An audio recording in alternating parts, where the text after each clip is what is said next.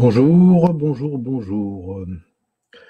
Shalom Ouvracha, on va démarrer le cours numéro 16 de Sagesse de la Kabbale, qui est la suite de ce que j'ai donné la dernière fois, sur la nature paradoxale de la lumière. C'est un mot qui n'est qu'un euphémisme, car la lumière est vraiment un paradoxe. Alors je vais revenir évidemment sur beaucoup de choses, petit à petit. Et j'avais des annonces à faire au préalable. Je voulais dire que ce cours est dédié euh, à deux personnes notamment, Madame Gita Saadé du Liban, qui est une amie intime, que j'ai connue il y a bien longtemps déjà, et qui est extrêmement spirituelle, et bien entendu Madame Joëlle Attal de Marseille, qui est une grande amie. Euh, je pensais que ce cours allait être le dernier volet de cette série sur la lumière, sur le paradoxe de la lumière. Je pense que je vais en faire d'autres parce que le nombre de questionnements que j'ai eus, bien entendu, en public et en message privé, bien plus en message privé, laisse bien à penser qu'il y a énormément de confusion et que la notion est très complexe. On confond beaucoup toutes les notions que j'ai données, qui pourtant étaient relativement claires, avec la loi de l'attraction, la visualisation qui permet d'obtenir ce que l'on veut, comme une place de parking par exemple, etc., etc. On mélange toutes les données. Bon, c'est normal et c'est très bien. Je vais mettre un peu d'ordre dans tout ça, surtout sur la loi d'attraction. Et je vous propose de bien comprendre ce que je dis. Si je n'ai pas le temps de terminer, j'en ferai un autre. Je préfère ne pas galvauder et parler doucement pour que vous puissiez intégrer. D'un autre côté, je vous signale que ce dont je vous ai déjà parlé dans les deux derniers cours sur ce sujet, ainsi que celui-ci, seront repris dans un très grand séminaire que je compte donner prochainement.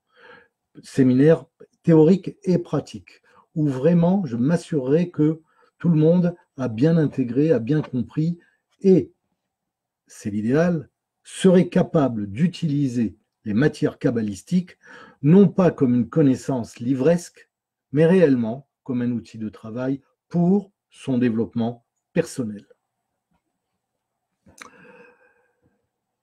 Je profite pour dire bonjour à tout le monde.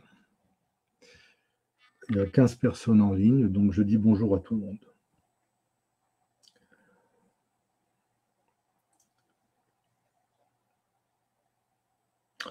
Ce que je vais vous raconter aujourd'hui, en résumant bien sûr ce que je vous ai dit la dernière fois, les deux dernières fois, va vous permettre de comprendre ce que c'est que la loi d'attraction.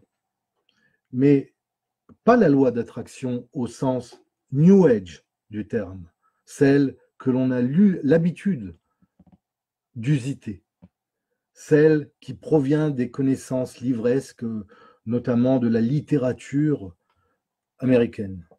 Aux États-Unis, ça foisonne. Les Joseph Murphy, etc., etc. C'est très bien, c'est très bien. Mais c'est pas de ça dont je parle. Ce dont je parle, c'est d'une sagesse multimillénaire et qui, dans le courant des deux derniers millénaires, a été repris et pragmatisé, notamment dans le dernier millénaire et les 500 dernières années. Nous avons des grands sages dans la mystique hébraïque qui se sont chargés de me préparer le travail. Disons que moi, je l'ai rationalisé à la mode d'aujourd'hui, sans galvauder aucunement les textes fondamentaux. Tout ce dont je vais vous parler provient essentiellement du Zohar, le Sefer HaZohar, le livre de la splendeur, de Rabbi Shimon Bar Yochai Zatzal.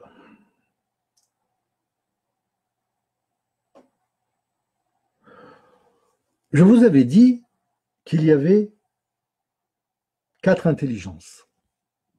L'instinctive, la cognitive, la réflexive et l'intuitive. Je ne reviendrai pas dessus. Je vous propose d'aller voir le cours numéro 14.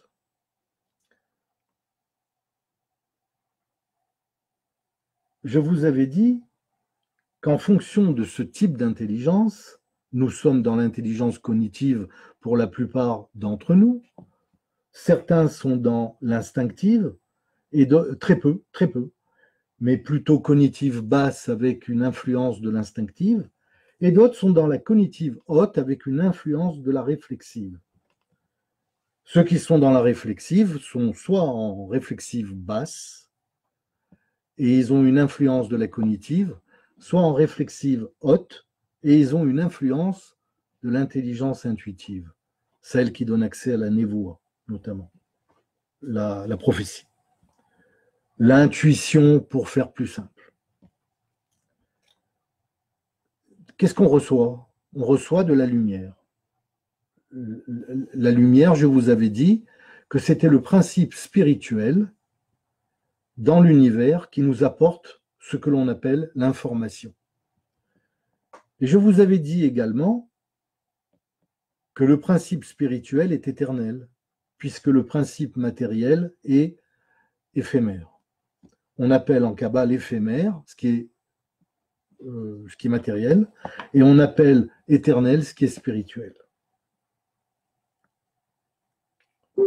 Je vous avais dit également, je vous avais cité deux notions que je vais vite vous résumer, que j'avais tirées du reste de mon ouvrage Présence dans l'invisible. Je vous avais dit, tant que je ne suis pas dans la capacité de repousser quelque chose, par exemple la lumière d'un objet ou d'un événement que je convoite et désire, je ne peux pas être, et donc je ne suis pas le réceptacle de cette lumière. Et je vous avais dit que c'était quelque chose d'énorme. Là-dessus, je vous ai cité le principe de la contrainte. L'univers nous renvoie toujours à une condition de vie et à un décor qui se rapportent à notre nécessité d'évolution. En aucun cas, il ne tient compte de nos désirs en tant que caprices, mais seulement de nos besoins effectifs.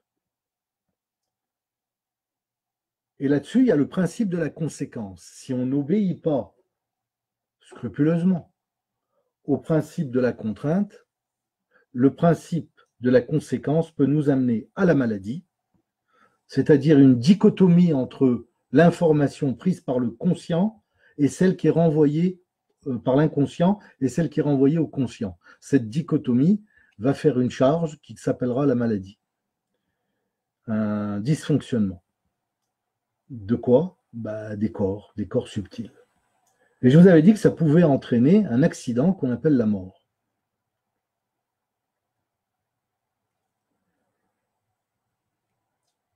Donc, je vous avais dit que pour obtenir quelque chose, ou garder quelque chose, il fallait accepter de ne pas l'obtenir, donc dire non à son obtention. Et pour se séparer de quelque chose d'indésirable, il fallait dire non à sa séparation, donc accepter de le garder. Et je vous avais dit que c'était ça le paradoxe incroyable de la lumière. Là, on était dans les cours 14 et 15.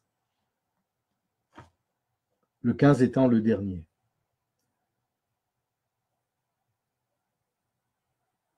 Je résume. On a donc quelque chose à obtenir. On ne sait pas comment l'obtenir. Eh bien, il faut vouloir s'en séparer. Attendez, je n'ai pas terminé. Ne réagissez pas, je vous entends dans votre tête. Et puis, je vous avais dit que pour se séparer de quelque chose, il faut vouloir la garder. C'est le résumé de tout ce que je vous ai dit tout à l'heure. En conclusion, dans les deux cas de figure, qu'est-ce qui se passe? Eh bien, on remarque la nécessité d'accepter l'inverse de ses désirs. On remarque la nécessité d'accepter l'inverse de ses désirs. Les désirs, ils peuvent être de deux natures, soit les besoins, soit les caprices. Que ce soit un besoin ou un caprice, si on n'a pas le discernement, de toute façon, on le désire. C'est valable pour tout le monde, en fonction du niveau de développement personnel de la personne. Donc c'est plus ou moins nuancé. Obtenir implique donc se séparer. Je répète, pour obtenir, ça implique qu'il faille se séparer. Donc dire non à l'obtention. Et pour se séparer, il faut accepter de garder. Donc dire non à l'obtention. L'obtention de quoi? Dans le deuxième cas de figure, de la séparation. Et dans le premier cas de figure, de l'obtention. L'obtention de la dispense que l'on a, dont on veut se séparer. Ça, cet ensemble, ça s'appelle la loi de la résistance, qui vient, bien entendu, après la loi de la contrainte et celle des conséquences.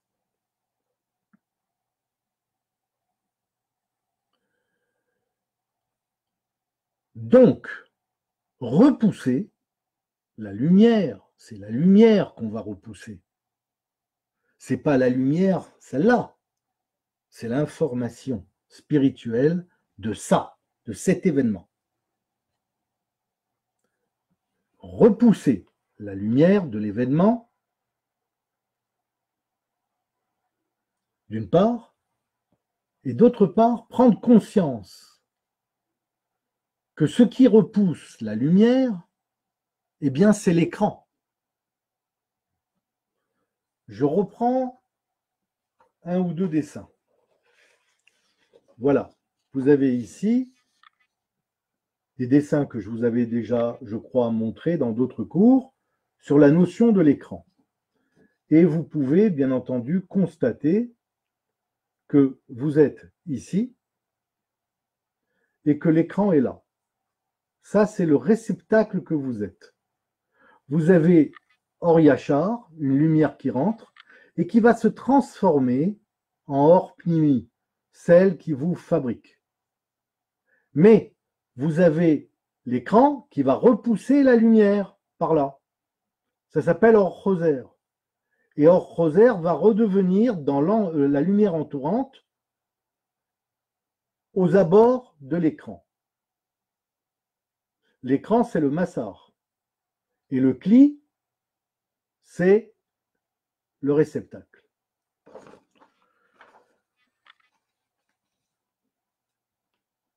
Je vais lentement pour que tout le monde comprenne. Donc,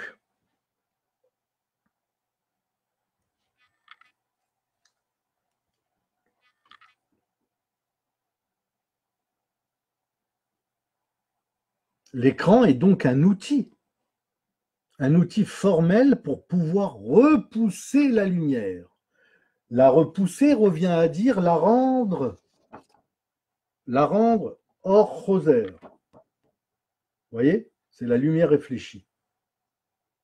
Parce que si la lumière directe de l'événement Or Yachar rentre totalement parce qu'il n'y a pas d'écran, vous êtes mort. Je répète, vous êtes mort. Mes mots sont pesés. Voilà. Alors, vous allez comprendre ce que c'est la loi d'attraction après. D'abord, on apprend.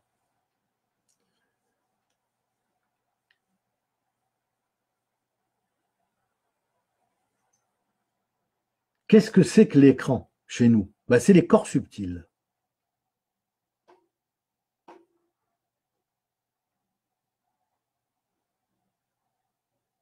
Ce sont des outils qui sont d'une part très importants et d'autre part fondamentaux pour pouvoir repousser la lumière. Vous imaginez si nos corps subtils ne sont pas entretenus, ce qui peut se passer, parce que l'écran, c'est pas un corps subtil. L'écran, c'est les 7 corps subtils. plus le corps physique. Alors, dans ce cours, je ne vais pas rentrer trop en avant sur l'explication des corps subtils par rapport au corps physique. C'est un autre cours de Kabbale, plus tard. Pour l'instant, je veux que vous intégriez des données qui sont éminemment complexes pour ne pas les galvauder. En général, on pourrait lire ça comme un roman, mais on ne peut pas l'utiliser. C'est tout. Moi, ce que je veux, c'est que vous utilisiez. J'espère que je vais pouvoir tenir mon pari. On verra. Alors, s'il faut les entretenir, ces corps subtils, cet écran, pour réfléchir la lumière, car, je vous répète, si la lumière n'est pas réfléchie, et même si elle est réfléchie, une partie rentre, elle vous fabrique. Si elle n'est pas réfléchie, vous mourrez, simplement. Dans la nature, alors, il y a la supranature, le règne d'Hachem, de Dieu, qui se séquence dans plusieurs mondes. Et il y a la nature, le règne d'Élohim.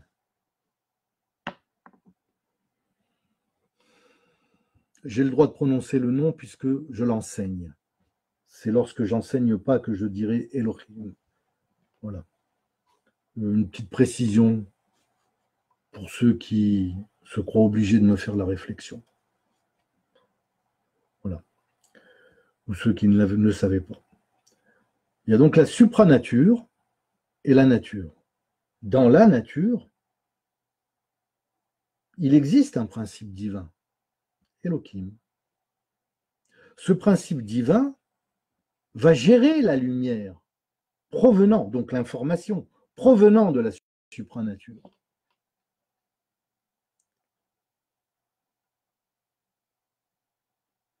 Et va faire en sorte de nous permettre de conscientiser l'événement, c'est-à-dire la lumière de l'événement.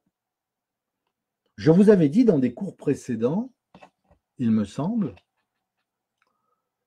que pour conscientiser, je vais vous prendre un dessin. Voilà. Voilà. C'est le même dessin que tout à l'heure, à peu près, là. Et j'ai marqué, la conscience n'est pas la connaissance, cette dernière est représentée par Or Pnimi. Quand, pour des raisons de fluidité de réceptacle, le Kli, Or Pnimi prend connaissance des attendus de Or Mekif, la lumière environnante, alors un processus de compatibilité et d'empathie entre les deux lumières se dessine. Cette osmose provoque une clarification à l'intérieur du réceptacle et conserve celle-ci. Les informations de reconnaissance de la lumière extérieure serviront à continuer à fluidifier le Kli et le processus de conscience augmentera encore et encore.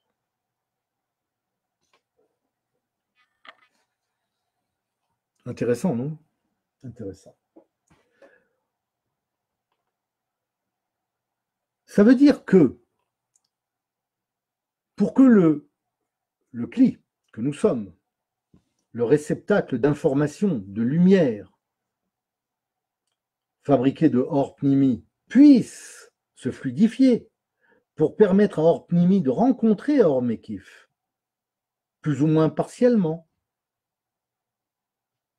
de manière à établir ce contact qui créera la conscience de l'événement, il faut une intervention de la nature. Nature, c'est Ateva, même numérologie que Elohim. Donc, c'est Dieu. La nature, c'est Dieu, mais Dieu dans la création. C'est le principe dévolu par la supranature pour permettre à la nature d'intégrer les données divines.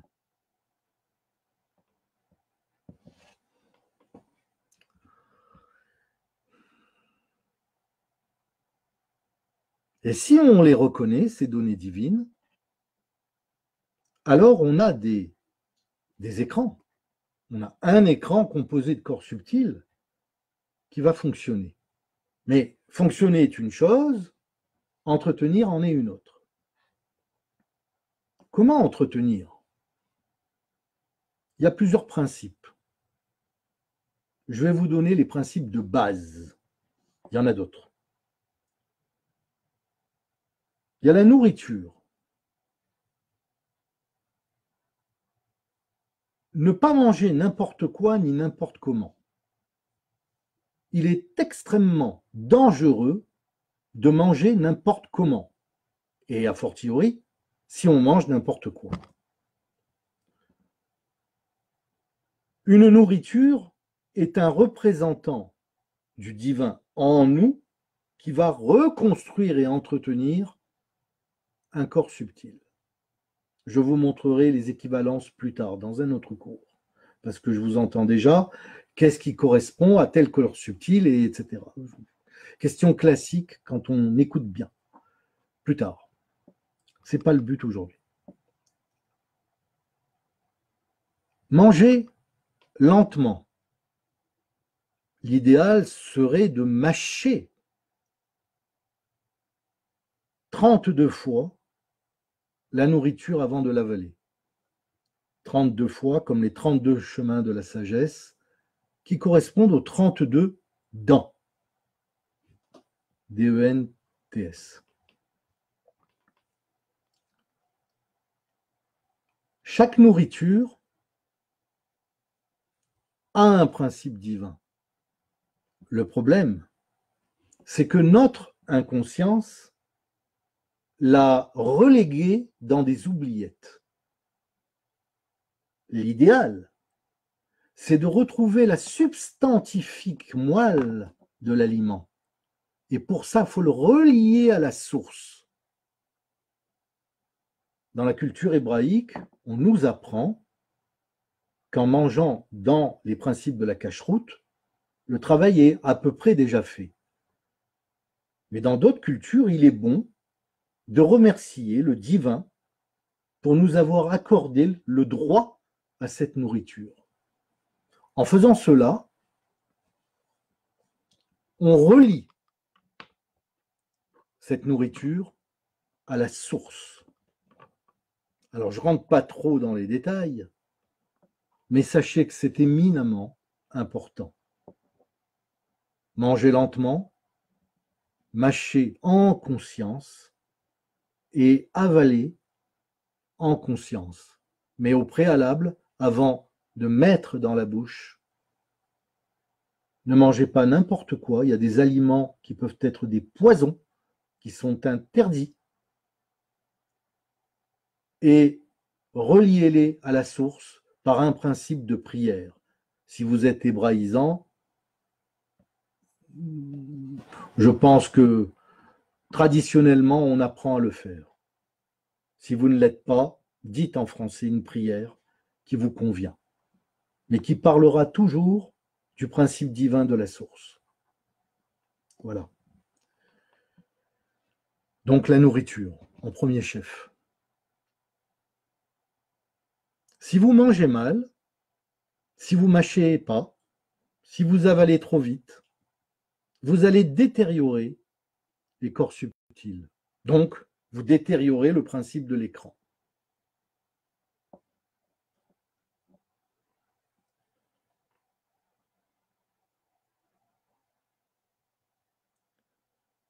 En général, quelqu'un qui mange mal, qui ne mâche pas, qui ne conscientise pas, c'est quelqu'un qui ou a des problèmes, ça arrive, hein,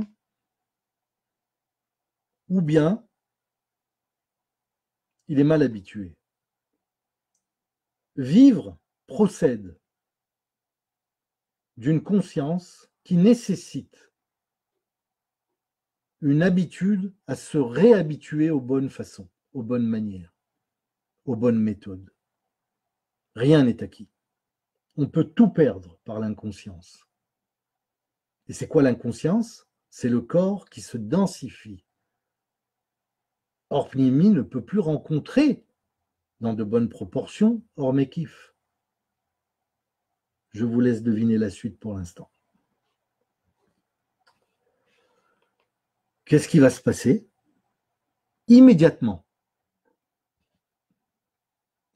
vos besoins sont commués en caprices et vous n'avez plus le discernement des véritables besoins, qui sont des nécessités. Et vous vous imaginez que quelque chose que vous désirez est un besoin par nécessité, alors qu'en fait, c'est un caprice.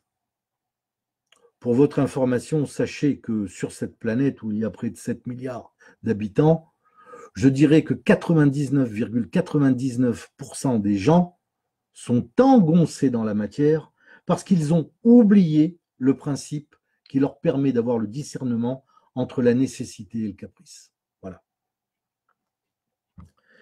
Alors ensuite, en deuxième lieu, il y a la respiration. On est toujours dans ce qui permet d'entretenir les corps subtils, donc l'écran, qui, je vous le rappelle, et je vous le rappellerai souvent, ne sert qu'à repousser la lumière, fabriquée à partir de ces corps subtils, de cet écran, fabriquée à partir de Or Yachar, un Or Rosaire, à partir d'une lumière directe, avant qu'elle devienne dans l'intérieur de nous Or Pnimi. Je vous rappelle que Or, c'est la lumière. Eh bien, elle deviendra Or Rosaire, la lumière retournante, la lumière réfléchie. La respiration, excusez-moi d'être redondant, mais je sens, d'après les commentaires, que c'est nécessaire. La respiration est très importante. Ne pas respirer n'importe quoi, bien entendu, et n'importe comment. Respirer est vital, comme se nourrir au demeurant, mais pas de la même manière. Respirer peut être salvateur ou destructeur, pas seulement des corps subtils, mais de la psyché humaine. Lorsque vous respirez, vous faites 4 opérations qui correspondent aux 4 mondes, donc au tétragramme sacré. Vous faites une opération d'inspiration, puis un temps d'arrêt, une expiration et un temps d'arrêt. Un mouvement en 4. Ces 4 correspondent aux 4 lettres du tétragramme sacré. Si vous respirez mal, vous ne légitimez pas ce nom divin, car le fait de respirer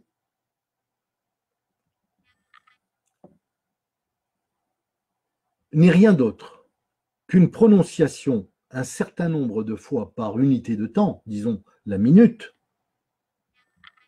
du nom divin. La moyenne, c'est 12 fois par minute. Pourquoi il y a 12 signes astrologiques? Pourquoi il y a 12 tribus? Pourquoi il y a 12 orifices dans le corps, etc., etc., etc. Homme ou femme, 12 orifices.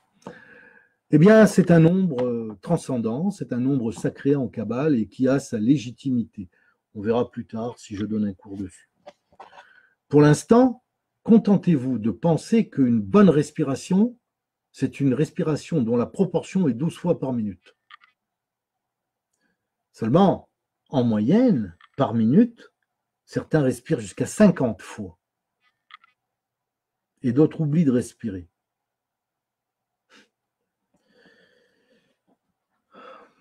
Vous respirez avec des ailes. Ça s'appelle des ailes inversées, les poumons. Ça a la forme d'ailes. Exactement comme si on avait prévu pour vous l'angéologie dans vous. Intéressant. Des ailes d'ange. Pourquoi? Parce que les ailes servent à voler. À voler dans quoi? Dans l'air. Donc, comme vous faites un voyage intérieur, pour prononcer le nom de Dieu, vous devez rentrer à l'intérieur de vous. Et donc, vous allez voler à l'intérieur de vous grâce à ces ailes inversées qu'on appelle les poumons. Mais quelle erreur de fumer! Je ne critique personne. Je dis quelle erreur de fumer.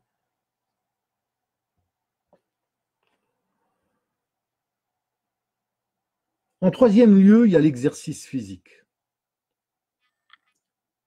Il ne faut pas laisser son corps sans activité. Un corps sans activité est un corps qui est mort à terme. Et le terme est rapide. Quelqu'un qui ne peut pas faire du sport, c'est mon cas, vu mon état de santé, ben, il doit marcher. Moi, je marche. 5 km par jour en moyenne, ça m'entretient. Et ça permet à ma psyché d'être convenablement nantie. Marcher permet de mieux respirer. Marcher nous donne la satiété au niveau de la nourriture. Marcher permet de savoir réellement le besoin de manger et pas le caprice de manger, qu'on appelle sommairement la boulimie. Marcher entretient tout. Entretient l'esprit, entretient le corps, entretient les corps subtils. Et marcher, c'est rendre hommage à cette magnifique nature qui est devant nous, qui n'est rien d'autre qu'un principe divin et que l'on doit honorer en le visitant. Quoi de plus beau qu'une marche, par exemple, dans la nature? Même quand on est dans une ville, aux abords, il y a toujours un bois, une forêt. Allez vous balader dans un bois, dans une forêt. Marchez lentement, mais marchez sans penser aux impôts que vous devez payer ou à la facture du garagiste pour votre voiture à réparer, par exemple. Marchez en toute quiétude. Et je vous garantis l'aspect salvateur de la marche. Maintenant, si vous pouvez faire du sport, autre que la marche en plus, c'est très bien. Mais même un sportif de haut niveau doit marcher. Car le sport lui-même, sans la marche, n'est pas aussi efficace pour le principe spirituel, de repousser la lumière par les corps subtils. Vous voyez que ce n'est pas un cours de gymnastique ou d'éducation physique que je vous fais, pas du tout. On est dans la spiritualité, on est dans la Kabbale. Eh bien, la marche est fondamentale. Ensuite, on arrive à une notion très, très, très, très, très, très, très importante. Écoutez-moi bien. Cette notion, c'est la pudeur dans le regard. La pudeur dans le regard. Ne pas regarder n'importe quoi, ne pas regarder n'importe qui, n'importe comment. Un regard, ça nous transperce. Un regard, ça perce la nature, dont les autres sont intégrés. N'oubliez pas que l'on n'a des autres qu'un reflet naturel. Or, les autres, s'ils sont intégrés dans notre regard, c'est qu'ils sont dans la nature. Et je vous ai dit que la nature, c'était Dieu dans la création. Regardez le respect que je porte pour les êtres humains. Ne regardez pas quelqu'un n'importe comment, avec condescendance par exemple, avec manque de respect, parce que c'est vous qui allez être puni. Je vais vous expliquer.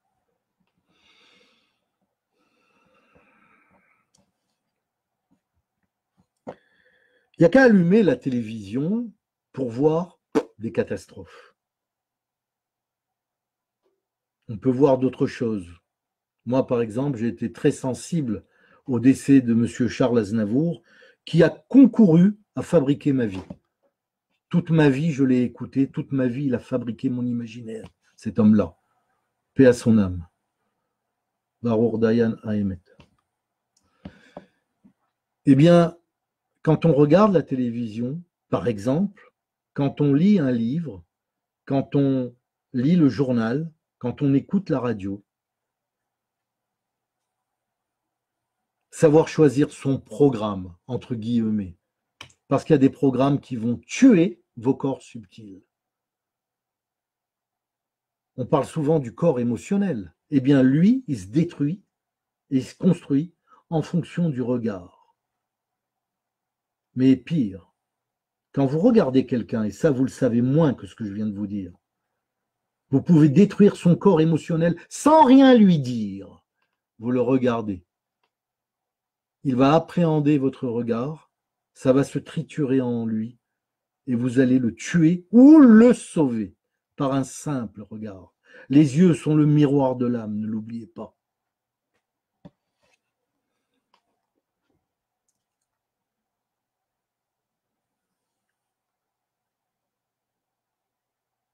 Dans un autre principe du regard, ne pas regarder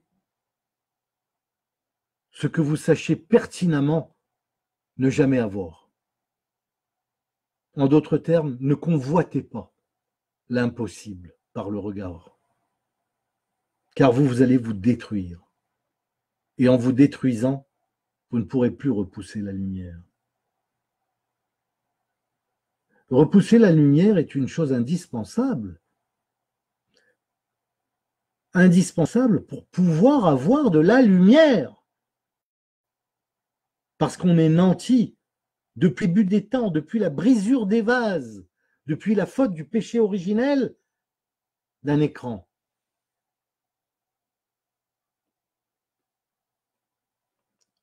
Et cet écran sert à repousser la lumière.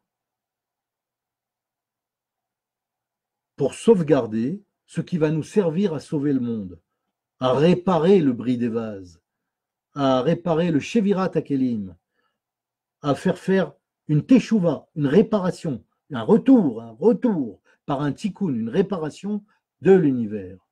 Vous êtes responsables, tous, autant que vous êtes, y compris moi, de cela. Surtout en écoutant ce cours. Vous ne pouvez pas dire que vous ne le savez plus. Donc, bonjour mon ami Pierre. Je crois que ce regard s'applique à tout. Quand vous sentez que quelque chose est dangereux, baissez les yeux. Quand vous sentez la difficulté à soutenir la présence de quelqu'un de difficile à supporter, ne le regardez pas dans les yeux. Si vous ne le regardez pas dans les yeux, il arrêtera peut-être son attitude provocante. Ça diminue l'ostentation de sa volonté à nuire.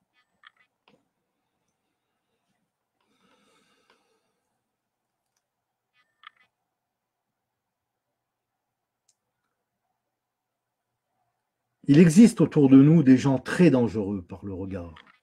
Ne soutenez pas leur regard.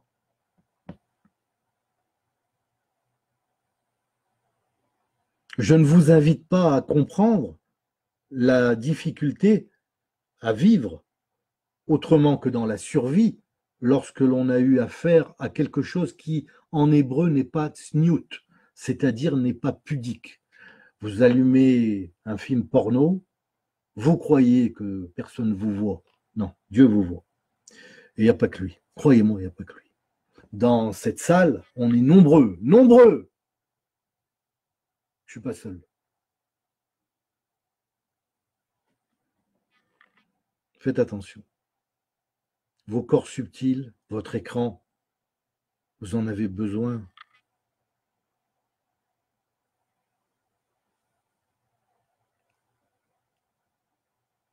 Alors, Johan, est-ce que la pensée va aussi vite que la lumière?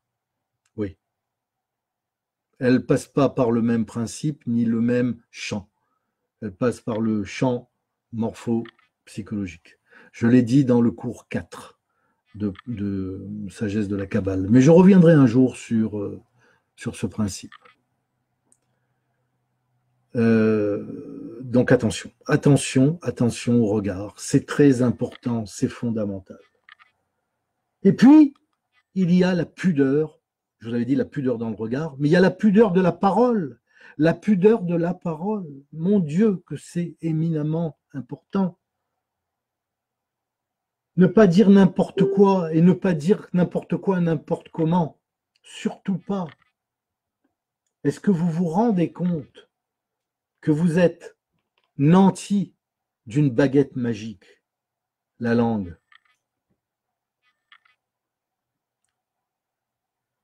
Que lorsque vous parlez, vous créez.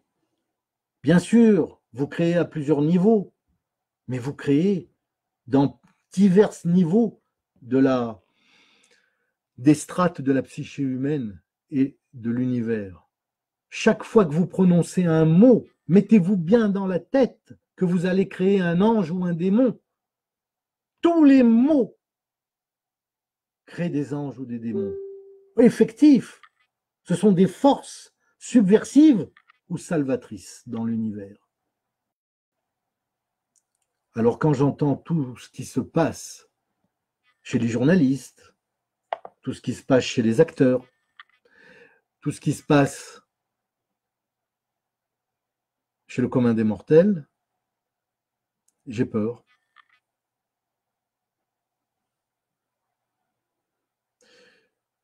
Confucius disait il y a 2700 ans, celui qui sait ne parle pas, celui qui parle ne sait pas, sauf pour enseigner. Ne parlez jamais pour rien.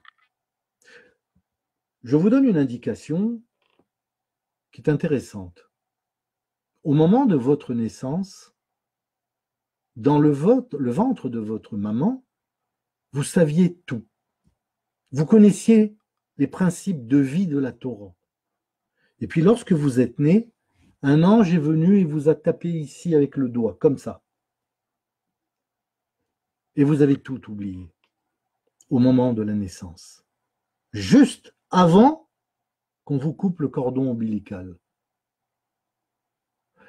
Regardez la première vidéo qui dure 58 minutes, elle n'est pas numérotée, dans Sagesse de la Kabbale, j'en parle un peu plus en détail.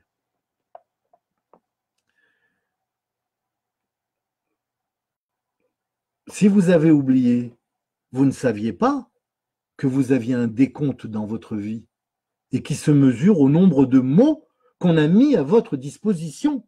Chaque personne est légitimement titulaire d'une quantité de mots à prononcer et s'il les dépasse, il meurt. Comme vous avez oublié à la naissance, par acquis de conscience et de sagesse, faites attention à ne pas parler pour rien. Bien sûr qu'il faut parler, mais pas pour rien.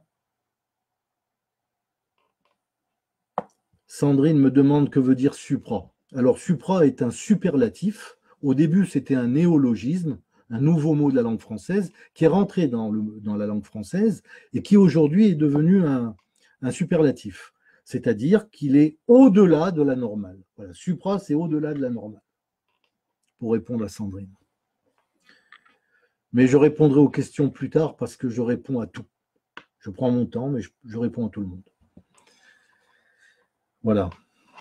Donc vous vous rendez compte ce que c'est que la parole.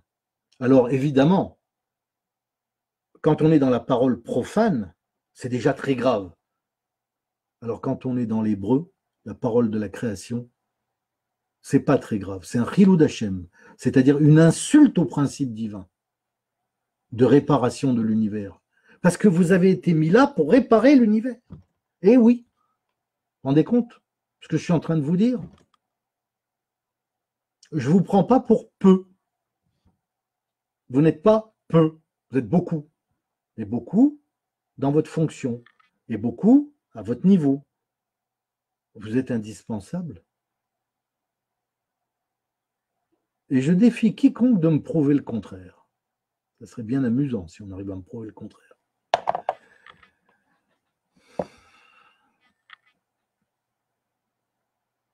J'espère que ce cours va vous intéresser. J'en doute pas une seconde de toute manière.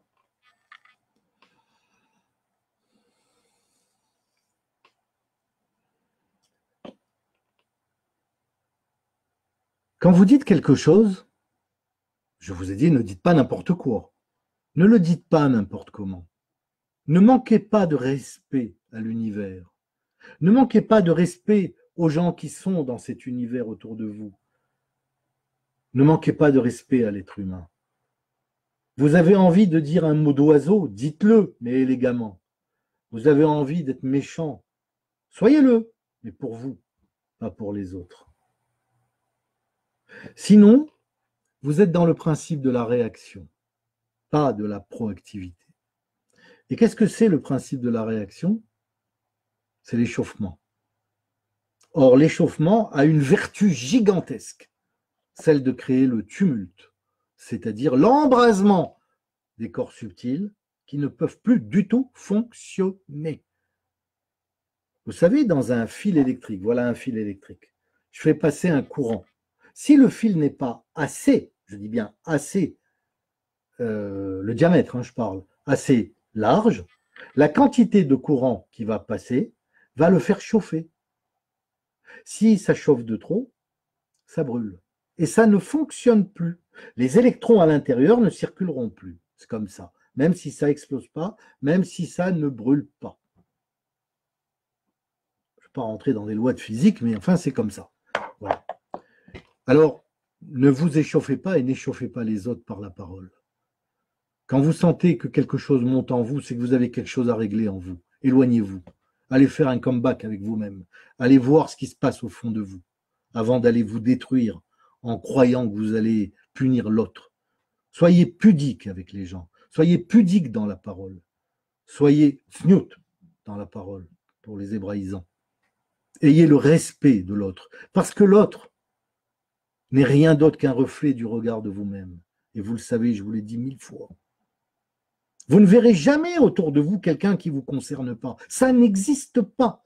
Il n'y a que les inconscients et les ignorants qui peuvent penser le contraire. Quelqu'un qui est dans l'authentique initiation le sait. Dans la Torah, on le sait. Tout ce qui est autour de nous nous concerne. Et ça a été mis autour de nous pour concourir et participer à la teshuva de l'univers, par le tikkun de l'univers, par nos soins. Nos soins. Vous vous rendez compte? Nos soins. Personne pour moi n'est plus important que quelqu'un d'autre. Personne.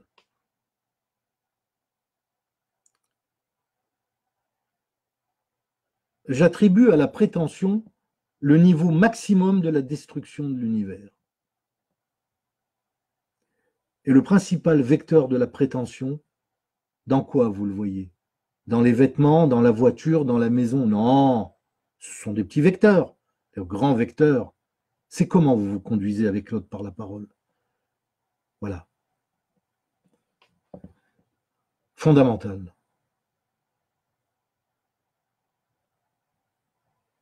Alors, lorsque vous êtes en colère et que vous sentez que quelque chose va émuler de vous, va sortir, et que vous allez dire une bêtise, respirez. Respirez à la cadence de 12 fois par minute. Respirez en inspirant, en faisant un temps d'arrêt, en expirant et en refaisant un temps d'arrêt.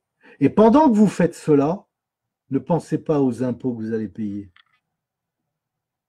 Pensez au fait que vous êtes un être divin qui doit réparer l'univers. Alors le 6e principe,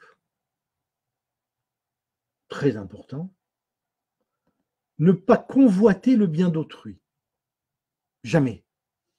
Ce qui n'est pas à vous a une raison de ne pas l'être. Il peut le devenir un jour, mais pas par la convoitise. Ça peut se rapporter aux affaires matérielles, aux affaires spirituelles et aux affaires humaines. La convoitise engendre des notions de mauvais œil, mauvais regard. Et je vous ai dit ce qu'était le mauvais regard tout à l'heure. Mais le mauvais regard va concomitamment engendrer la mauvaise parole. Tout est collusionné, tout est imbriqué. Je ne vous fais pas un cours ou une leçon de comportement humain. Je vous indique ce qui est terriblement et éminemment dangereux pour vous et pour l'univers. Si vous ne repoussez pas par vos corps subtils qui fonctionnent la lumière va vous tuer. Chaque personne qui meurt sur cette terre tue l'univers. Écoutez bien ce que je viens de vous dire. Jamais personne ne vous l'a dit et ne vous le redira. Je prétends que quand on sait décoder le Zohar, croyez-moi, on sait beaucoup de choses.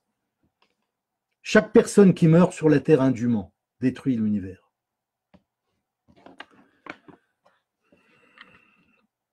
Donc ne convoitez pas ce qui n'est pas à vous. Obtenez-le au moment opportun, si vous devez l'obtenir. Vous êtes suffisamment nanti de possibilités. Vous n'avez pas besoin, par cupidité, d'aller chercher ce qui ne vous appartient pas. Par exemple, pour un homme, pourquoi aller draguer la femme de son voisin? Non seulement c'est inutile, mais ça détruit tout. Et vous savez pendant combien de temps la destruction est? Peut-être à jamais, parce qu'elle empêche la Géoula. Voilà, elle empêche la Géoula. Alors pour ceux qui ne le savent pas, c'est la délivrance finale, inhérente à l'époque messianique et à l'arrivée du Messie, le Méchiar en hébreu. En grec, Christos, Christ en latin, qui veut dire celui qui est oint, celui qui a l'énergie de Dieu en lui. Alors je ne fais pas un cours de théologie ici, mais c'est bon de rappeler quelques principes. Convoitez ce qui ne vous appartient pas et qui est au voisin, et vous détruisez la Géoula, la délivrance finale. Vous altérez l'ère messianique. Je pèse mes mots et je vous regarde dans les yeux. Vous altérez l'ère messianique.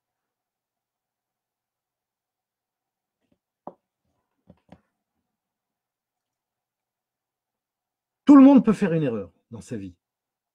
L'essentiel, c'est de le savoir, de s'en rendre compte et de corriger. Le juste n'est pas celui qui ne tombe pas. Tout le monde peut tomber. Le juste, c'est celui qui se relève. Comment on se relève? En intégrant la sagesse en soi et en faisant en sorte que les autres l'intègrent également.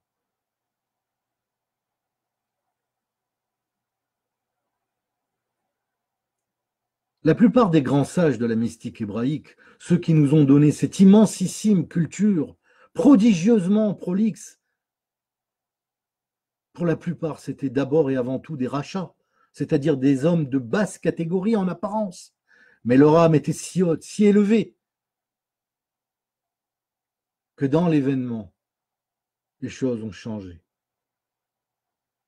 Par la suite, vous allez comprendre pourquoi et comment.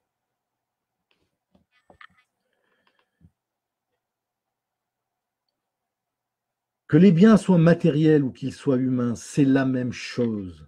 Ce qui n'est pas à vous n'est pas à vous. Vous voyez ce stylo? Ben, je l'ai acheté, je ne l'ai pas volé.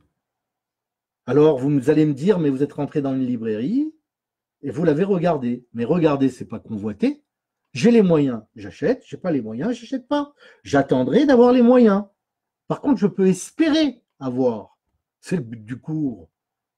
Mais espérer avoir, c'est pas convoiter. Attendez.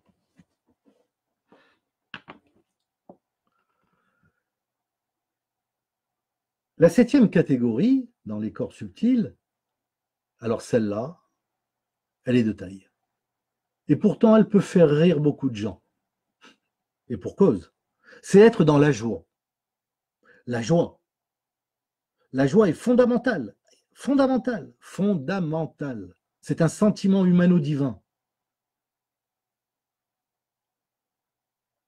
La joie permet de réparer l'univers.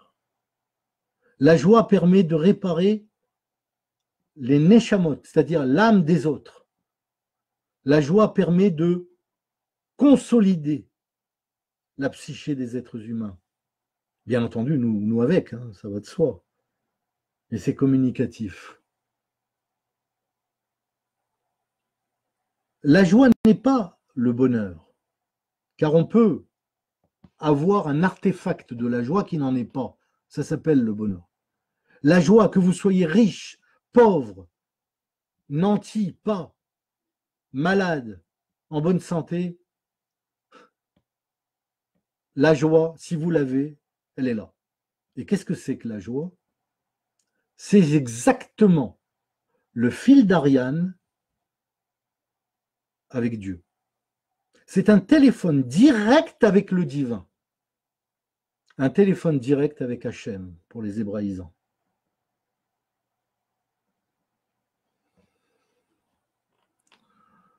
Non, Johan, tu parles pas de trop, tu dis juste ce que tu penses. C'est très bien. La joie. Il m'arrive d'être dans des troubles. Comme je disais souvent, mon état de santé me donne souvent des problèmes. J'ai du mal pour sévir dans mes activités, j'ai du mal souvent pour... j'ai la douleur, j'ai plein de choses. Eh ben, je suis quand même dans la joie. Vous savez pourquoi je vous donne des cours? Parce que ça me rend joyeux. Pas prétentieux, parce que je vous donne, ça me rend joyeux. J'ai l'impression de concourir à ce que je dois faire pour vous aider à recouvrer les moyens de le faire vous-même. Modestement, je vous rappelle qu'il y a d'autres cours ailleurs, pour ne pas les citer, des gens que j'aime bien, le Rav Menahem Beros, le Rav Yoel Benarouche, le Rav Twitou, le Rav Sadin, le Rav Djinovitz, et il y en a tant d'autres. Rav Yachar, il y en a plein, tous excellents, parce qu'ils se prévalent d'une science multimillénaire et qui a œuvré, qui a fait ses preuves, et qui souvent a été relatée et rapportée par des sages, des grands sages de la mystique hébraïque. Alors évidemment, il existe aussi dans d'autres cultures de la sagesse, mais bien souvent elle procède et elle émane de la Torah d'abord.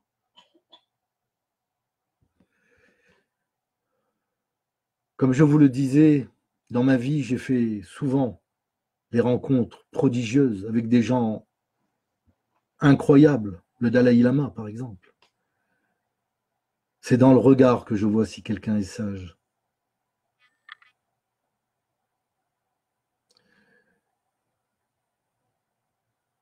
Vous êtes sage? Vous êtes dans la joie? Pour être sage, il faut être dans la joie. La joie, c'est le téléphone avec le bon Dieu. Même si vous ne savez pas prier. La joie vous amène à la prière, car elle est une prière en elle-même. Elle est le principe salutaire de la rédemption. Parce qu'en plus, les gens qui se prévalent réellement de la joie deviennent ou sont déjà honnêtes. Honnêtes avec eux-mêmes et honnêtes avec les autres. Incapables de faire du mal. Ils sont autant dans le principe du plus que du moins, de la construction et de la destruction. C'est le principe de l'arbre de vie et l'arbre de mort. Le Etz Hachaim et le Etz Hadaat. Mais au final, ils construisent.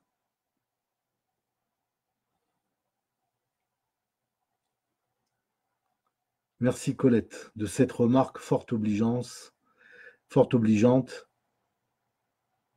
qui est la moitié de mon visage est dans l'ombre et l'autre la lumière. On est tous un peu comme ça.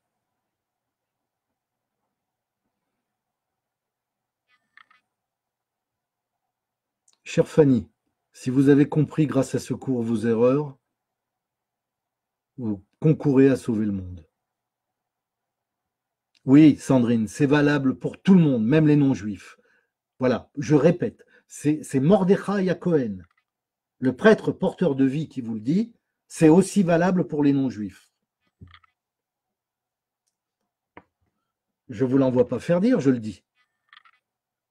65 ans, et dans cette vie, 50 ans de Torah et de Kabbale, juste après ma bar mitzvah. Et surtout qu'on ne vienne pas me dire qu'il faut attendre 40 ans. La preuve. Alors,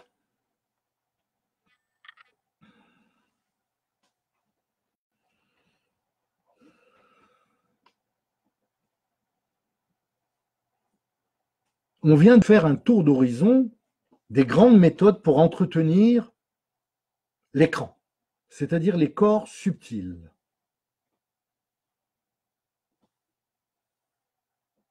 Il y a d'autres méthodes qui s'adjoignent, mais qui ne remplacent pas. Je vous les donne.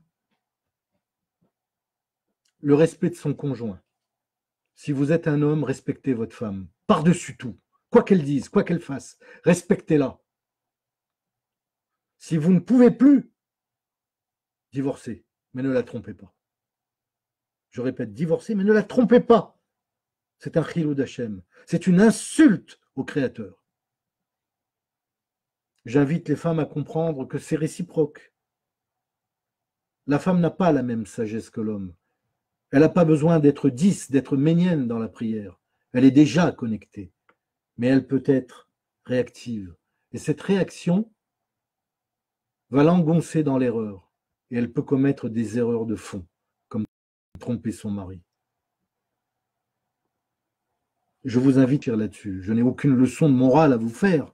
Je vous donne des grands principes de la mystique hébraïque qui ont fait leurs preuves.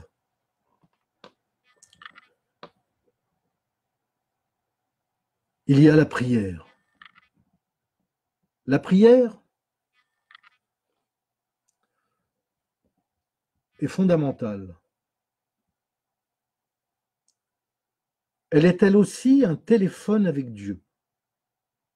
Mais elle ne peut marcher que par la méditation préalable. C'est-à-dire qu'il faut être dans un état méditatoire pour que la prière fonctionne. Quand vous regardez le nombre de rats de synagogues, le nombre de rats de mosquées ou le nombre de rats d'églises qu'il y a et qui font les choses sans se rendre compte qu'ils ne font rien du tout, c'est grave. Donc, méditez avant de prier et essayez de comprendre, et si vous ne pouvez pas, demander à quelqu'un d'averti ce que vous faites, ce que vous dites. C'est important. Parce que ça relie tous les plans de la psyché humaine. Ça relie tous les mondes entre eux, de vous à Dieu. Pour les non-hébraïsants, à vous et Dieu le Père. En d'autres termes, à vous et Akadosh Baruch Hu pour ceux qui sont hébraïsants. Le Saint béni soit-il.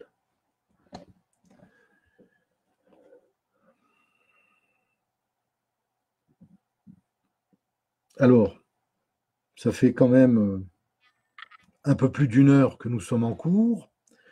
Est-ce que j'arrête? Est-ce que je continue? Ou est-ce que je remets la suite qui n'est pas piquée des vers pour la prochaine fois? Là, on est dans le cours numéro 16. Je vais prendre ma décision dans 30 secondes.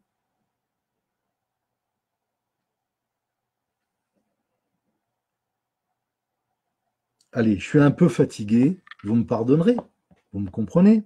La compréhension, c'est important. Savoir accepter l'autre comme il est. Savoir le ressentir par le cœur. Voilà aussi une des fonctions qui répare les corps subtils. Je vous remercie de m'avoir écouté. Je vous en donnerai pour un autre cours. Je vous garantis que vous en aurez pour votre temps et votre patience. Je vous aime tous. Je vous bénis à tous. Et je vous dis à très bientôt. Portez-vous bien. Alova Alenu.